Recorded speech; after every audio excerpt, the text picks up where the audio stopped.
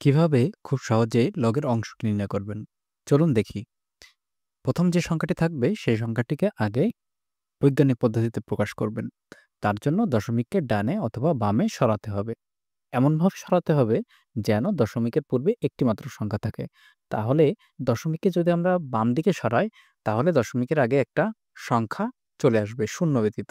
তাহলে সংখ্যাটা আমরা পাবো 4.3517 গুণ 10 টু দি পাওয়ার, যেহেতু আমরা বাম দিকে সরিয়েছি, সেহেতু এক ঘরে সরিয়েছি, সেহেতু 10 এর পাওয়ার হবে 1 এবং যেহেতু বাম দিকে সরেছে সেহেতু 1 প্লাস হবে।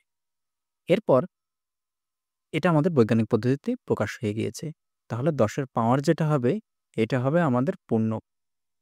এটা হবে আমাদের পূর্ণক।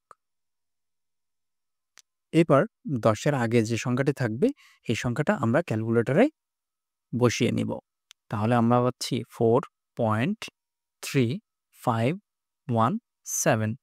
এটাকে যদি আমরা লক করি, তাহলে আমাদের কাঙ্ক্ষিত অ্যান্সারটা চলে আসবে। তাহলে দেখুন আমাদের কাঙ্ক্ষিত অ্যান্সারটা চলে এসেছে 0.6386। এই পর্যন্ত লিখলেই হচ্ছে। তাহলে আমরা পাচ্ছি 0.6386। এটাই হলো আমাদের অংশক। এটাই হলো আমাদের অংশক। এভাবে খুব সহজে আপনি লগের অংশক নির্ণয় করতে পারেন। তো চলুন আরেকটা কোশ্চেন দেখি। এটাকে আমরা বৈজ্ঞানিক পদ্ধতিতে প্রকাশ করব। তাহলে দশমিককে ডানে এবং বামে এমনভাবে সরাবো যেন দশমিকের পূর্বে শূন্য ব্যতীত যেকোনো একটি সংখ্যা থাকে।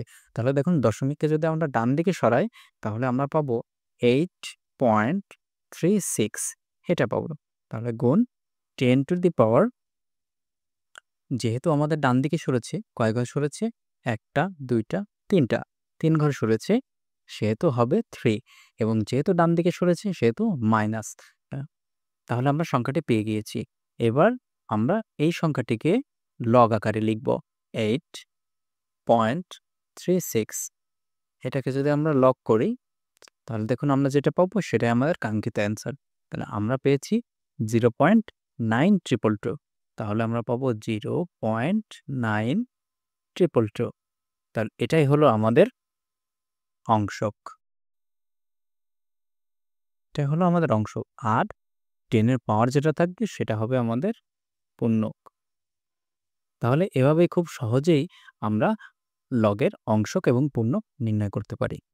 ভিডিওটি ভালো লাগলে একটি লাইক করবেন এবং আমাদের সাথেই থাকবেন। ধন্যবাদ সবাইকে।